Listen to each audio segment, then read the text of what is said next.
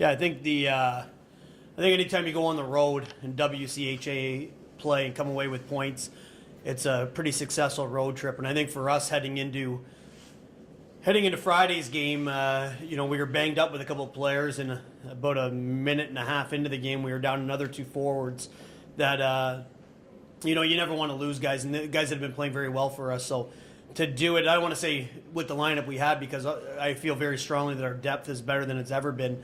But with guys that hadn't got a chance to play a ton, all of a sudden coming in and being required to have big performances, and then acting on that opportunity and doing an O'Connor Wright, being a key guy on that Saturday game, very good accomplishment for us. Obviously, Olivier Mantha gets recognized by the league for his weekend, and deservedly so.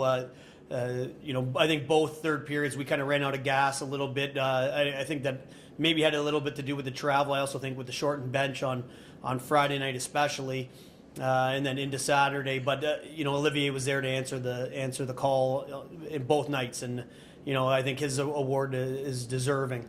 The heading into this weekend, we get that extra day of rest, which really actually didn't even factor into my plans as much as I'd like to take credit for that. But for us, it's it's a Halloween game. Last year in Halloween, we really want our fans to be able to get an opportunity to come out. And I know with me having two young boys, they want to go out and trick or treat, and we get an opportunity for our fans to come dressed up in costumes to our game, and then still make it home with plenty of time to trick or treat. So that's the design for these Saturday, Sunday home weekends at 2. And the other opportunity is just midday stuff on the weekend. It's a different change, and hopefully we can get more families coming out as a result of that, and the games aren't starting at 7:00 p.m. and where you're getting home at 10:30. So a unique set, but not uncommon. You see it a lot in professional hockey, and quite frankly in the NCAA tournament. A lot of those games are early in the afternoon, so I think it's we're a team that aspires to be there. And I think anytime you can learn how to play in those situations, it's going to be beneficial. So we've got a lot going for us heading into this weekend. I think of all the things that we've been focusing on, we've really seen our guys adapting to, grasping, putting into play. I think we're going up against the 12th team in the country, number 12 team in the country in Bowling Green. They've got depth, they've got speed, they've got veteran leadership. They're getting goaltending. They're getting everything that you need to be successful. So for us, what a great challenge.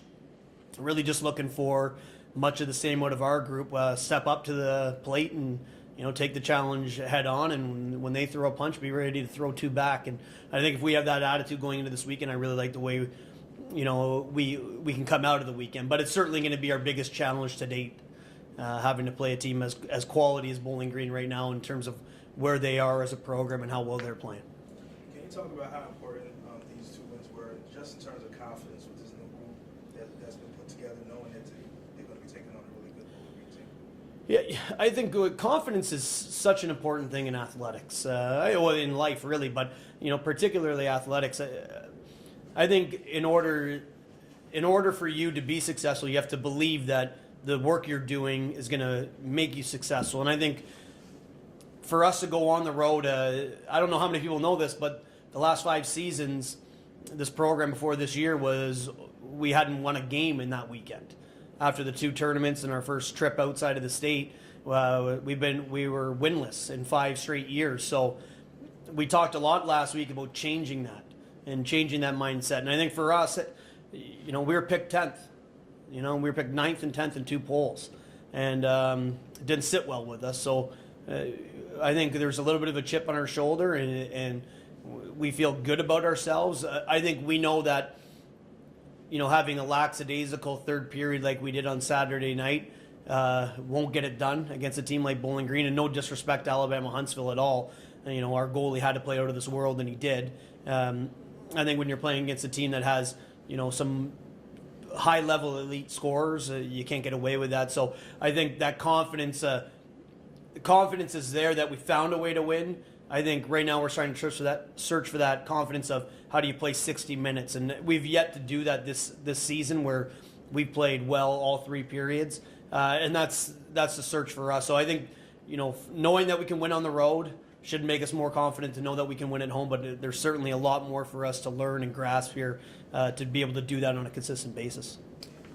Yeah, Bowling Green's a really good team. They're really good at home, so that's one of our advantages for this weekend. Is we have them at Sullivan Arena. It's an Olympic-sized sheet of ice, and basically we just got to keep playing the way we've been playing simple, sticking to our systems, getting the puck deep, scoring whenever we have the opportunities to, and just basically wearing down teams. And Connor, if you would, just talk about, I guess, what you guys learned about yourselves on the road from the first series down at Alabama-Huntsville.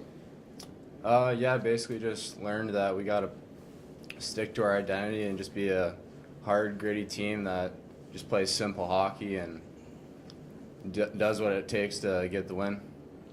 You guys were able to look at one situation Friday night and, keep that result from replicating, getting the win Saturday. Do you think that this is a team that, after seeing one team once, you can solve them pretty easily?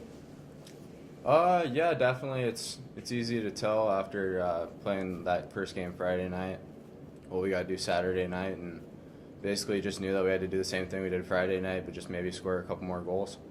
How did you and you guys defensively after Alabama was wind up scoring 2 goals to draw it closer? Can you just talk about defensively what you guys learned about yourselves to be able to hold the ball? Yeah, we know that we have a really good goaltender, Olivier, and basically we just had to be a lot more simple and just clear the pucks out of our zone when we could and get them deep and just try to keep everything wide and away from the net.